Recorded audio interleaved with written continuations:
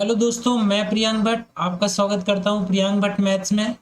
तो I hope आप बहुत अच्छे से पढ़ाई कर रहे होंगे, क्योंकि अगस्त में आपका सीजीएल और सीएचएसएल दोनों का ही एग्ज़ाम होना है। उसी के रिगार्डिंग मैंने ये सीरीज स्टार्ट की है, जिसमें हम सीजीएल और सीएचएसएल दोनों ही एग्ज़ाम्स के प्रीवियस ईयर के क्वेश्चन देख रहे हैं और उनको कैसे जल्दी से जल्दी आप सॉल्व कर सकते हो एग्ज़ाम में। कम समय में ज़्यादा क्वेश्चन कैसे अटेम्प्ट कर सकते हो, उसके लिए हम ट्रिक देखने वाले हैं।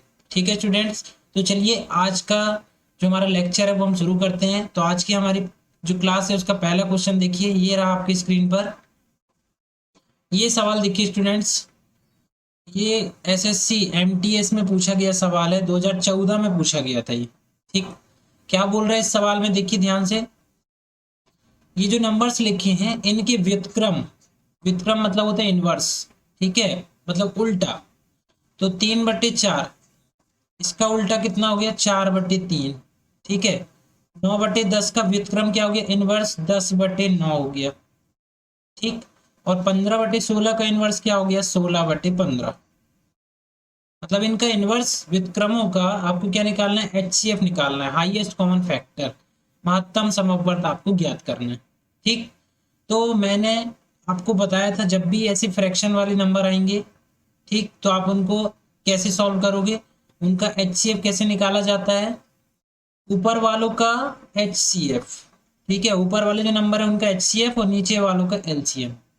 और अगर एलसीएम निकालने को आ जाए तो ऊपर वाले नंबरों का एलसीएम और नीचे वालों का एचसीएफ। अगर आपको इसको डिटेल में पढ़ना है तो मैंने इसके लिए लेक्चर अपलोड किया हुआ है, एचसीएफ और एलसीएम। वो जाकर आप देख लीजिए, वहां मैंने डिटेल में बताया है कि आप एचसीएफ और एलसीएम कैसे आसानी से निकाल सकते हो। अभी के लिए आप ये फॉर्मूला देख लीजिए। हमको फिलहाल के लिए ये वाला फॉर्मूला लगाना है। तो ऊपर वाले नंबर मतलब 4, 10 और 16, हमको टोटल क्या निकालना है, एचसीएफ निकालना है। तो ऊपर वालों का क्या जाएगा, 4, 10, 16 का क्या जाएगा, एचसीएफ। ठीक है स्टूडेंट्स, अपॉन नीचे वालों का एलसीएम मतलब 3, 9 और 15 का क्या निकालना है, एलसीएम निकालना है। यही हमारा आंसर होगा। इसका एचसीएफ आएगा 2। ठीक, ये कैसे निकला आप उस लेक्चर को अच्छे से देख लीजिए, आपको आसानी से समझ में आ जाएगा। अभी के लिए मैं बता देता हूँ, हाईएस्ट कॉमन फैक्टर मतलब इन सब में एक ऐसा कॉमन फैक्टर आ रहा होगा जो तीनों में होगा और हाईएस्ट होगा। तो दो कॉमन ऐसा हाईएस्ट फैक्टर है जो तीनों में आ रहा है और हाईएस्ट भी है। ठीक, इनका एलसीएम आएगा 15 दूनी 30, 15 दिए 45, ये आएगा 45, 45। ठीक है, तो आंसर क्या हो जाएगा ओवरऑल, 2/45। मतलब कौन सा, चौथा वाला हमारा आंसर हो जाएगा 2/45। ठीक है स्टूडेंट्स, चलिए आगे समझ में है, आगे बढ़ते हैं। ये सवाल देखिए, 4 अंकों की वह सबसे बड़ी संख्या कौन सी है जो पूर्ण वर्ग भी है। ठीक, हमको मतलब ये जो नंबर्स दिए हैं इनमें हमको क्या निकालना है, क्या निकालना है, हमको परफेक्ट स्क्वायर नंबर निकालना है। ठीक है, तो देखिए मैंने एक लेक्चर अपलोड किया हुआ है, एक क्लास मैंने पढ़ाई है, उसमें मैंने परफेक्ट स्क्वायर कैसे निकालते हैं उसकी ट्रिक बताई है। वहां पर आप जाके उसको देख लीजिए, आपको बहुत आसानी समझ में आ जाएगा। पर फिर भी मैं यहाँ पर आपको बताता हूँ। देखिए, पूर्ण वर्ग कौन से अंकों की, 4 अंकों की। तो 4 अंकों की संख्या परफेक्ट स्क्वायर कब बनेगी, जब आप 2 अंकों की संख्या का स्क्वायर करोगे। ठीक, तो 4 अंकों की बड़ी से बड़ी लेना है। अगर आप 100 ले लेते हो तो 100 का वर्ग करोगे तो ये तो 3 अंकों की हो गई। तो 100 से एक कम कर दिया हमने, क्या, 99। तो 99 क्या हो गया, 2 डिजिट है, इसका आप स्क्वायर करोगे तो क्या बन जाएगा हमारे पास, एक 4 अंकों का क्या बन जाएगा, परफेक्ट स्क्वायर नंबर बन जाएगा।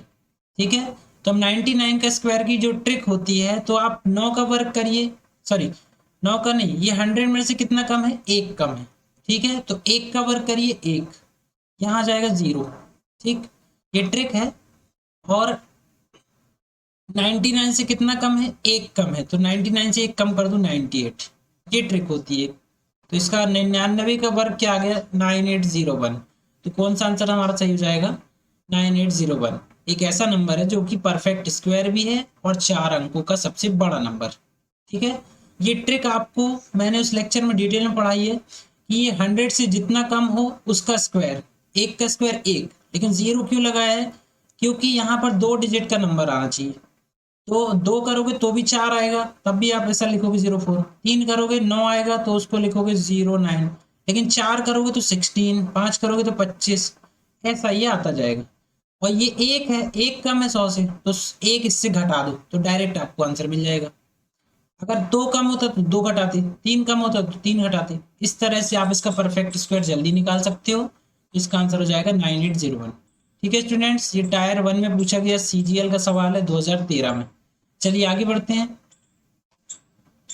ये सवाल देखिए, बार वाले नंबर्स हैं, इनको हमको ऐड करना है। तो जब भी बार वाले नंबर्स अगर आए तो आप इनको इस तरह से लिखिए। 2 के ऊपर बार लगा है तो 0 पॉइंट, इसका मतलब क्या हुआ, 2 2 2 बार बार आ रहा है, ये आगे 2 है ना। 0.3 बार का मतलब क्या हुआ, 0 पॉइंट कितने बार, 3 रिपीट हो रहा है अगेन एंड अगेन। यहाँ डैश डैश कर लेना आप, यहाँ भी डैश डैश, क्योंकि वो इन्फाइनाइट टाइम्स तक जाएगा। और यहाँ आएगा 3 2 बार, मतलब 0.32 32 32 एंड डैश डैश डैश। अब इन सबको आप क्या कर लीजिए, ऐड कर लीजिए। यहाँ आप ऐड करोगे तो कितना आएगा, 0 पॉइंट, यहाँ से ऐड करो, 3 2 5 और 2 7, 3 3 6 2 8, 7 ये 8, ये 7 ये 8, यहाँ डैश डैश चलता जाएगा। तो क्या रिपीट हो रहा है, देखिए 0.87 बार ये रिपीट हो रहा है। तुम्हारा कौन सा आंसर आ जाएगा, फर्स्ट वाला 0.87 बार। ठीक है, आगे समझ में। चलिए आगे बढ़ते हैं। ये सवाल देखिए, CHSL में पूछा गया है ये सवाल, है ना। इसमें हमको x की वैल्यू बताना है। तो आप कुछ नहीं, इसको सिंपल सॉल्व कर लीजिए। आप अगर इसको ऐसा लिख सकते हो क्या, अंडर रूट अलग अलग लगा के लिख सकते हो ना, इस टाइप से। ये मैंने सबका जो स्क्वायर रूट है वो अलग अलग कर दिया। ठीक, ये बहुत ही आसान सवाल है। आप इसका ले लो LCM, under root X into under root 1 plus X, इसका एलसीएम ले लो। तो ये मल्टीप्लाइड यहाँ हो जाएगा, तो under root 1 plus X, under root 1 plus X, क्या बचेगा, सिर्फ 1 प्लस एक्स, रूट हो जाएगा कैंसिल। माइनस सेम इसको करोगे तो ये हो जाएगा एक्स, ये आएगा 1/√6, एक्स से एक्स कट गया, तो 1 अपॉन, इसको मल्टीप्लाइड कर लो, क्योंकि स्क्वायर रूट में है तो अंदर चला जाएगा, ये वो रूट लग जाएगा, x plus x square is equal to 1/√6। ये आ गया। अब बोथ साइड आप स्क्वायर कर दो, ये आप कर सकते हो। ठीक है, तो 1 अपॉन क्या बचेगा, x plus x square is equal to 1/6। Cross multiplied कर दीजिए इसका, 6 बराबर क्या आ जाएगा, एक्स प्लस एक्स स्क्वायर। अब इसको आप लिखोगे एक्स स्क्वायर प्लस एक्स, 6 को यहाँ ले आइए, 0। इसको फैक्टराइजेशन कर लेना है हमको, प्लस का 3x माइनस का 2x माइनस का 6 इक्वल टू 0। यहाँ से x की जो वैल्यू आएगी वो आएगी x minus 2 into x plus 3, ये बराबर होगा 0 पे। तो x माइनस 2 को करोगे तो 2 आएगा, और 3 को करोगे तो माइनस का 3 आएगा। माइनस वाली वैल्यू छोड़ दीजिए, आप कौन सी प्लस वाली ले लीजिए। कौन सा आंसर सही हो जाएगा हमारा, थर्ड वाला। ठीक है, x इज इक्वल टू 2। चलिए आगे बढ़ते हैं स्टूडेंट्स। ये सवाल देखिए, बहुत ही महत्वपूर्ण सवाल है और बार बार ये एसएससी में पूछा गया है। यहाँ पर लिखा नहीं है, लेकिन एग्जाम मेंस में भी पूछा गया है, बहुत बार ये सवाल आता है। इसके लिए मैं आपको बहुत ही अच्छी एक ट्रिक बताता हूँ, जिससे आप बहुत आसानी से इस सवाल को सॉल्व कर सकते हो। ठीक है, अगर आप ऐसे वैल्यू रख के करोगे तो आपको बहुत टाइम लगेगा और आंसर हो सकता है गलत दिया जाए। तो मैं जो ट्रिक बता रहा हूँ उसको देखिए। ये एक्स की वैल्यू है, हमको एक्स यहाँ रखना है, ठीक है, और इसका मान बताना है। आप एक चीज जानते हैं कि अगर ए अपॉन बी लिखा हुआ है, तो अगर हम इसमें कंपोनेंडो एंड डिविडेंडो योगांतरानुपात लगा दें तो इसका मतलब क्या होता है, ए प्लस बी अपॉन ए माइनस बी, ये रेशियो इक्वल होता है। ठीक, अब आप इसको देखिए, इसको और इसको आप क्या लिख सकते हो, इस चीज को देखिए, एक्स अपॉन 2 अंडर रूट ए, ऐसा लिख सकते हो। इस नियम के अकॉर्डिंग अगर आप लिखोगे तो एक्स प्लस क्या आएगा, 2√a upon x minus 2√a, ये दोनों आपस में इक्वल है, तो हम इस चीज को डायरेक्ट ऐसा लिख सकते हैं। ठीक, तो ये क्या आ गया, x upon 2 under root A plus, बाजू वाले को भी आप ऐसे ही लिख सकते हो, x upon 2 under root b. अब कुछ नहीं, आप इसको सिंपल x की वैल्यू रख दीजिए, क्या जाएगा 4 अंडर रूट ए, इसको अलग अलग कर लो। ठीक है, कितना होगा under root A plus under root B. ये एक्स की वैल्यू हो गई और नीचे क्या आएगा 2 अंडर रूट ए। ये मैंने अलग अलग क्यों लिखा हूं, ताकि ये रूट ए से रूट ए कैंसिल हो गया, 2 से इसको काट दो क्या हो गया 2, प्लस सेम उसको भी रखोगे आप, क्या जाएगा 4 under root A under root B upon under root A plus under root B upon में क्या जाएगा 2 अंडर रूट बी आ जाएगा। रूट बी से रूट बी कैंसिल, 2 से ये 2 कट गया। अब देखिए क्या आएगा 2 दोनों में कॉमन ले लिया हमने, यहाँ बचा कितना अंडर रूट बी और वहां कितना बचा अंडर रूट ए। यहाँ दोनों में क्या है under root A plus under root B, ये आ गया। ये दोनों तो एक से कैंसिल हो जाएंगे, कितना आ जाएगा आंसर 2 हो जाएगा। कौन सा सही हो जाएगा हमारा 2। ठीक है स्टूडेंट्स, चलिए आगे बढ़ते हैं। ये सवाल देखिए, एवरेज का सवाल है। 8 आदमियों 7 औरतों और एक लड़के की औसत आयु है 45 वर्ष। ठीक है, 8 आदमियों की औसत आयु है 48, 7 औरतों की औसत आयु है 46। तो हमको लड़के की आयु बताना है, जो एक जो लड़का है उसकी आयु बताना है। तो 8 आदमी 7 औरतें और एक लड़का, टोटल कितने हो गए 8 7 15 और एक 16। तो 16 की आयु का योग, 16 लोगों की आयु का योग कितना हो जाएगा, एवरेज कितना है 45 इंटू इनकी संख्या। ठीक है, कितना आएगा 16 पंचे 80, 0 8 बचा, 16 चौको 64 और 8 4 12, 720। 16 लोगों की आयु का योग है 720। अब 8 लोगों की आयु का योग निकाल लेते हैं। 8 की आयु का जो योग है वो कितना आएगा, एवरेज मतलब औसत गुणित आदमियों की संख्या, ये कर दिए। 8 दिए 64 की 4, 6 बचा, 8 चौके 32 और 6 कितना हो गया 38। सेम 7 लोगों की आयु का योग निकाल लेते हैं, क्योंकि 7 औरतें हैं तो 7 की आयु का योग कितना हो जाएगा हमारा, एवरेज इंटू 7, इससे कर दो मतलब एवरेज इंटू संख्या। तो 7 छंग 42, 2 4 बचा, 7 चौके 28 और 4 32।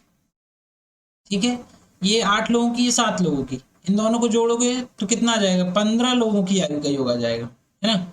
मतलब 384 प्लस 322, चार और 2 6, 8 और 2 10 और 7, 3 और 3 6 और 1 7। अब आप इसको देखिए, ये 15 लोगों की आयु का योग, ये 16 लोगों की आयु का योग, इसमें मतलब एक ज्यादा है तो वही एक लड़के की आयु होगी। अगर आप 16 में से 15 घटाओगे तो एक की जो आयु है जो एक्स्ट्रा जुड़ी हुई है वो आ जाएगी। तो 720 माइनस 714 का 706 करोगे तो कितना आएगा 14 वर्ष। तो ये जो लड़का है एक, उसकी आयु कितनी हो जाएगी हमारे पास 14 वर्ष हो जाएगी। ठीक है, चलिए आगे बढ़ते हैं। ये सवाल देखिए, इसमें हमें आर अनुपात एच बताना है। ठीक, क्या दिया हुआ है हमको 2r is equal to h plus under root r square plus h square. हमको क्या बताना है आर अपॉन एच बताना है। तो जब तक आप यहाँ से इस रूट को नहीं हटाओगे तब तक क्या होगा, ये बाहर नहीं आएगा। बाहर नहीं आएगा तो आप इससे कंपेयर नहीं कर सकते इसको। तो क्या करेंगे, सबसे पहले इसका रूट हटाएंगे। अब आप अगर इसी में स्क्वायर कर दोगे तो ये बड़ा बन जाएगा ए प्लस बी का होल स्क्वायर। तो आप क्या करो, इसको यहाँ ले आओ तो ये डायरेक्ट इससे रूट हट जाएगा। तो 2r माइनस एच कर लिया हमने। यहाँ कितना बचा under root r square plus h square. ठीक है, अब बोथ साइड आप स्क्वायर कर दो, ये बोथ साइड मैंने स्क्वायर कर दिया। यहाँ क्या बनेगा ए माइनस बी का होल स्क्वायर, क्या होता है ए स्क्वायर मतलब 4r square plus b square मतलब एच स्क्वायर और minus 2ab, 2 into 2r into h is equal to, यहाँ से रूट हट गया r square plus h square, ये बचा। ठीक है, अब क्या करते हैं, ये आर स्क्वायर है, ये आर स्क्वायर है, यहाँ ले आओगे तो कितना हो जाएगा 4 में से 1 चला जाएगा तो कितना हो जाएगा 3r स्क्वायर। ये एच स्क्वायर से एच स्क्वायर कट गया, यहाँ बचा minus 4rh is equal to क्या बचा 0। ठीक है, आर कॉमन ले लो, यहाँ बटे में जाएगा तो 0 हो जाएगा, तो ये बनेगा 3r minus 4h is equal to 0। तो 3r बराबर क्या जाएगा 4h। हमको क्या पूछा है आर रेशियो एच, तो आर बटे एच कर लो, 3 वहां चला जाएगा डिवाइड में, तो 4 बटे कितना हो जाएगा 3। ठीक है, तो कौन सा आंसर सही हो जाएगा हमारा थर्ड वाला।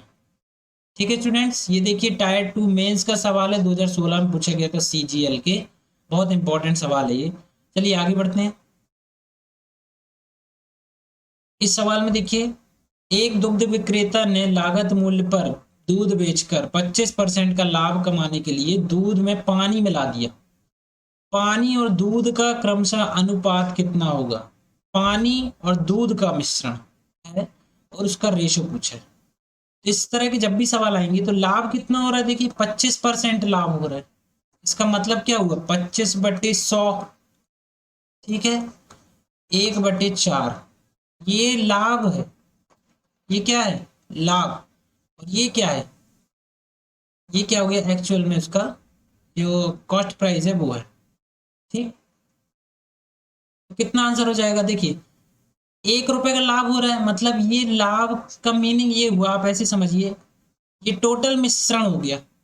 ठीक है, 5 5 मिश्रण में 4 जो है, 4 लीटर क्या मिला हुआ है? दूध मिला हुआ है। ठीक है, तो 1 लीटर क्या मिला होगा इसमें? पानी मिला होगा। मिश्रण तो 5 लीटर का है। ठीक है, मान लो 1 लीटर की कीमत उसने रखी है कि 60 रुपए लीटर, 5 लीटर बेच रहा है, तो कितने रुपए मिलेंगे उसको? 300 रुपए मिलेंगे। लेकिन उसने क्या किया है? 4 लीटर दूध में 1 लीटर पानी मिला दिया, तो वैल्यू तो 4 की ही लेना चाहिए ना उसको। दूध आखिर में कितना है? 4 लीटर, तो 4 × 24, 240 रुपए उसके बनते हैं, लेकिन वो 4 लीटर दूध दे रहा है और 1 लीटर पानी दे रहा है, तो मिश्रण हो रहा है 5 लीटर। तो फायदा कितने का मिल रहा है उसको? 1 लीटर का फायदा मिल रहा है। मतलब जितने लीटर पानी मिलाएगा उतना ही उसको फायदा मिलेगा। तो 1 लीटर क्या हो गया हमारे पास? हो गया वाटर। और 4 लीटर क्या हो गया हमारे पास? ये हो गया मिल्क। लेकिन मिश्रण कितना है हमारे पास? 5 लीटर। तो रेशियो क्या आएगा? वाटर आएगा 1 लीटर और मिल्क आएगा 4 लीटर। तो क्या हो जाएगा आंसर? 1/4। देखिए, ये सवाल 2 बार, 2-3 बार पूछा गया है यहाँ पर भी। ठीक, ये सवाल कई बार आ चुका है, वैसे तो यहाँ लिखा नहीं है, लेकिन इससे ज्यादा बार भी ये सवाल पूछा जा चुका है। तो जब भी इस तरह का सवाल आए तो आप क्या करोगे? पहले आप देख लेना, पानी और दूध किसका आपको अनुपात पूछा है? दूध और पानी ही पूछ सकता है, तो गलती मत करना। सीधे इसको आप प्रॉफिट को क्या करो? परसेंट से हटा करके फ्रैक्शन में चेंज कर लो। तो ऊपर वाला हो गया क्या? लाभ। और नीचे वाला हो गया उसका कॉस्ट प्राइस, मतलब इतने में उसने खरीदा। 4 लीटर दूध था और 1 लीटर लाभ हो गया, मतलब पानी मिला दिया। तो कितना हो गया? 1/4 रेशियो हो गया। ठीक है, आगे समझ में? चलिए आगे बढ़ते हैं। एक संख्या को x% बढ़ाया जाता है, वापस मूल संख्या में लाने के लिए उसे कितना घटाना होगा? ये देखिए, अब उसने क्या किया है, आपको नंबर ना दे करके सीधे फॉर्मूला ही पूछ लिया। ये अपने आप में एक फॉर्मूला है। ठीक है, ये परसेंटेज का लेक्चर अगर अगर आपने अभी तक नहीं देखा है तो प्लेलिस्ट में जाकर देख लीजिए, मैंने वहां डिटेल में बताया हुआ है इसको। x% बढ़ा रहा है, तो जब भी आपको ये एक चीज बढ़ती है दूसरी चीज घटती है, तो उसको बैलेंस करने के लिए कौन सा फॉर्मूला लगाया जाता है? ये फॉर्मूला होता है x% क्या कर रहा है? बढ़ा रहा है, x/100 plus x up into 100, ये होता है बैलेंस करने के लिए। ठीक है, इसको आप याद रखिए। ये कैसे आता है स्टूडेंट्स? ये जो फॉर्मूला है, ये मैंने आपको वहां पर उस लेक्चर में पूरा डिटेल में बताया, आप उसको देख लीजिए। अभी मैं आपको ये लॉजिक बताता हूँ कि आपको याद कैसे रखना है इसको। देखिए, यहां पर जो स्टेटमेंट बोलेगा वो ही आपको प्लस करना है, मतलब वही आपको काम यहाँ पर करना है। आप बोलोगे कि सर ये तो घटाने के लिए बोल रहा है, तो आपको यहाँ पर घटाना माइनस लिखना था, लेकिन वैसे में आंसर गलत हो जाता है स्टूडेंट्स। जो ऊपर बोल रहा होता है वो ही आप नीचे करोगे। मतलब ऊपर बोल रहा है, बढ़ा रहा है, तो आपको यहाँ पर प्लस करना है। ठीक है, अगर वो बोल रहा होता घटा रहा है, तो आपको क्या करना है? 100/x, 100 - x करना है, माइनस करना है। ऊपर जो बोल रहा है घटा रहा है तो माइनस का साइन, बढ़ा रहा है तो प्लस का साइन। नीचे क्या बोल रहा है आपको उससे मतलब नहीं है, घटा रहा बढ़ा रहा उसको मत देखना, आप सिर्फ इसको देखना। ऊपर क्या कर रहा है? बढ़ा रहा है तो यहाँ प्लस का साइन, वो नीचे क्या कर रहा है? घटा रहा है, तो उसको नहीं देखना। अगर ऊपर घटा रहा होता तो क्या आता? माइनस का साइन आता। ठीक है, तो आपको किस स्टेटमेंट को देखना है? फर्स्ट वाले स्टेटमेंट को। तो इसमें देखिए कौन सा आंसर सही हो जाएगा हमारा? x/100 प्लस x%, ये वाला आंसर, फोर्थ वाला। ठीक है, चलिए आगे बढ़ते हैं। टायर 2 का सवाल है, देखिए 2017 में पूछा गया था। क्या बोल रहा है, लागत मूल्य और विक्रय मूल्य का अनुपात है 25/26। लागत मूल्य का मतलब होता है कॉस्ट प्राइस, है ना, विक्रय मूल्य का मतलब सेलिंग प्राइस। तो 25 रुपए में खरीदा और 26 रुपए में बेच दिया। तो आपको समझ में आ रहा होगा, 26 रुपए में खरीद, 26 में बेच रहा, मतलब 1 रुपए का उसको क्या हो रहा है, प्रॉफिट हो रहा है। ठीक। तो हमको क्या बताना है, प्रॉफिट परसेंट क्या होता है, profit upon cost price into 100, कितना आ जाएगा 4%। 4% का लाभ हो रहा है उसको। कितना आसान सवाल मेंस में पूछा गया, देखो। चलिए आगे बढ़ते हैं। ये भी देखिए सूत्र है, ये मैं आपको बहुत बार बता चुका हूँ, ये सवाल बहुत बार पूछा जा चुका है, हर तरह के एसएससी के एग्जाम में आता है ये सवाल। एक बार आप इसको याद कर लीजिए। ए प्लस बी की क्रमिक छूटें अकेले कितने प्रतिशत छूट के बराबर होगी।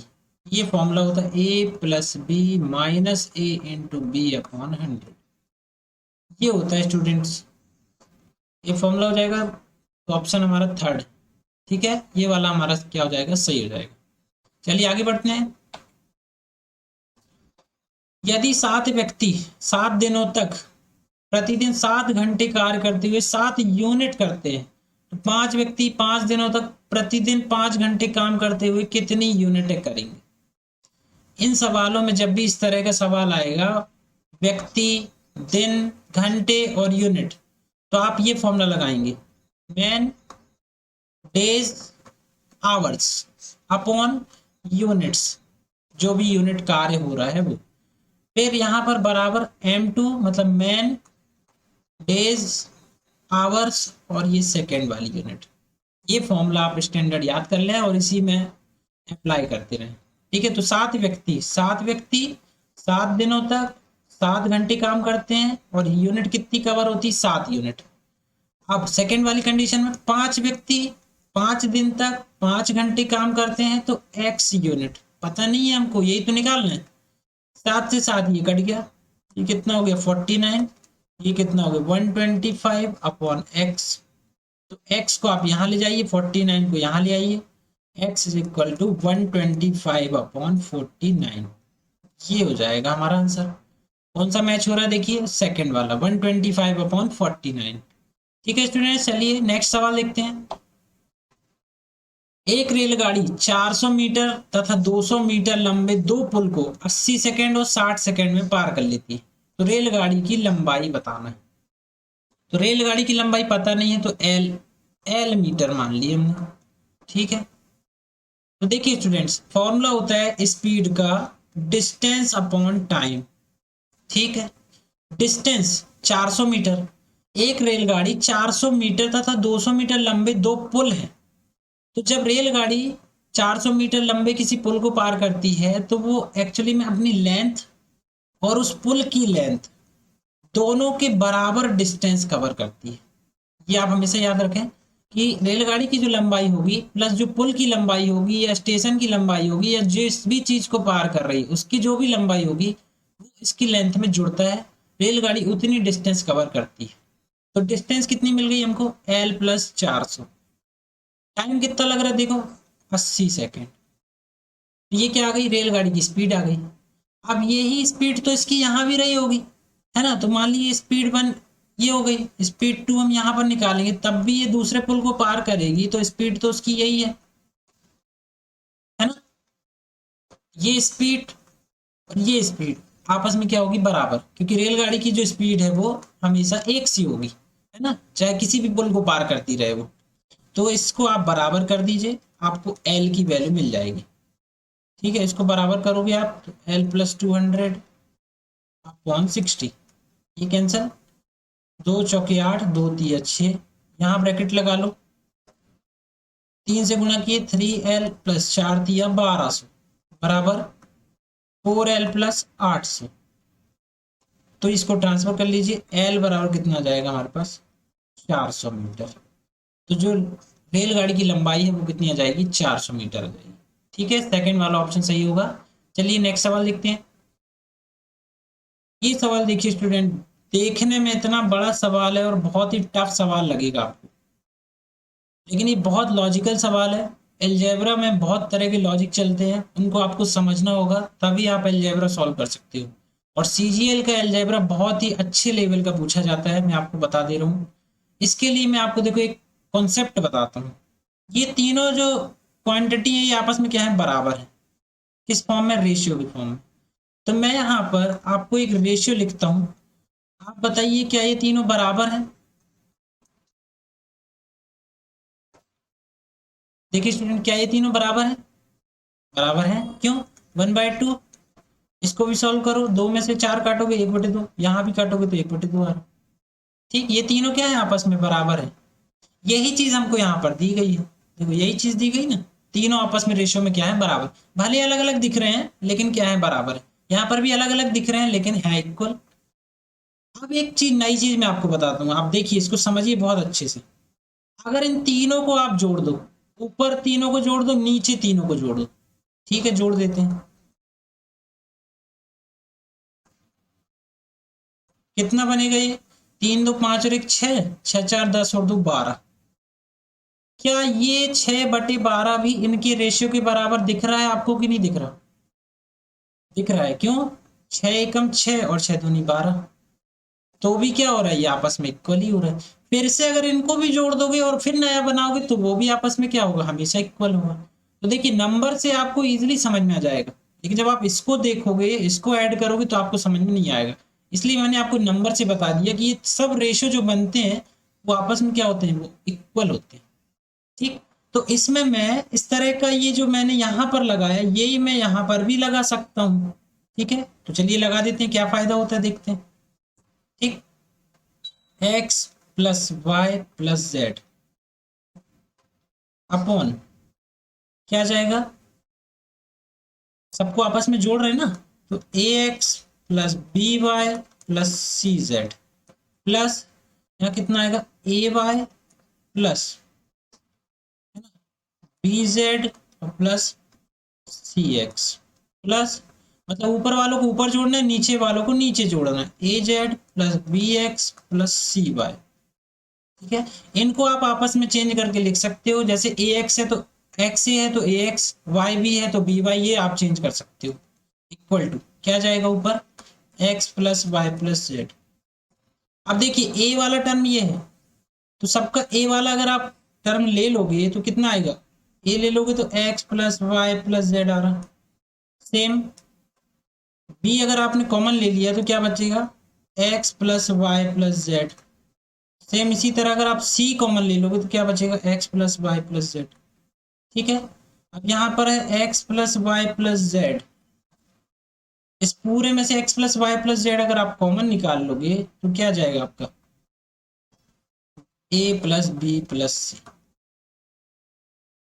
ठीक है, ये कैंसिल हो गया तो कितना आ गया आंसर, 1/a+b+c। मतलब इनका जो रेशियो है ये आपस में इसके भी क्या होगा, बराबर होगा। देखो 1/a+b+c, तो आपको कौन सा दिख रहा है ऑप्शन, देखिए फोर्थ वाला दिख रहा है ना, तो 1/a+b+c ये हमारा आंसर हो जाएगा। ये सवाल देखिए, इसमें क्या बोल रहा है, हमको इसकी वैल्यू बताना है। ठीक है, 2017 में पूछा गया, इसकी वैल्यू हमको बताना है कितनी आएगी। ठीक है, तो हम क्या करते हैं, देखिए सबसे पहले कोसेक क्या होता है, 1/sin, तो 1/sin a-1। यहाँ भी क्या हो जाएगा, 1/sin a+1। ठीक है, इसको आप अगर सिस्टमेटिकली इससे एलसीएम ले लोगे, यहाँ जाएगा 1 - sin a और अपॉन sin a, ये बचेगा। यहाँ क्या बचेगा, 1 + sin a और ये बचेगा क्या, sin a। ठीक है, ये तो ये कट गया, इज इक्वल टू क्या जाएगा, 1 - sin a upon 1 + sin a। ठीक है, यहाँ पर आप इसका रैशनलाइजेशन कर दीजिए, परिमेयकरण, तो प्लस की जगह यहाँ आ जाएगा 1 - sin a। परिमेयकरण रैशनलाइजेशन जब भी करते हैं तो नीचे वाला जो नंबर होता है सेम मल्टीप्लाइड, बस इसका जो बीच का साइन है वो चेंज हो जाता है। इसको अगर आप करोगे तो क्या बन जाएगा, ये 1 - sin a का होल स्क्वायर। ठीक है, ये बन गया, और नीचे बनेगा 1 - sin a, 1 + sin a क्या होता है, cos स्क्वायर a। मतलब 1 - sin स्क्वायर a हो जाएगा, उसका फॉर्मूला होता है cos स्क्वायर a। स्क्वायर से ये कट गया, ये आ गया 1/cos a। हमने क्या किया, 1 minus sign A upon cos A है तो उसको अलग अलग लिख दिया, है ना। 1 के अपॉन में कॉस ए और साइन के अपॉन में कॉस ए। तो 1 अपॉन कॉस ए क्या होता है, सेक ए, माइनस ये साइन अपॉन क्या होता है, कॉस टेन ए। तो कौन सा आंसर हो जाएगा, सेक ए माइनस टेन ए, सेकेंड वाला। ठीक है स्टूडेंट्स, आगे समझ में। तो ये थी आज की हमारी क्लास। इसमें आपको अगर कोई भी डाउट हो तो आप कमेंट करके मुझसे पूछ सकते हैं। So thanks for watching.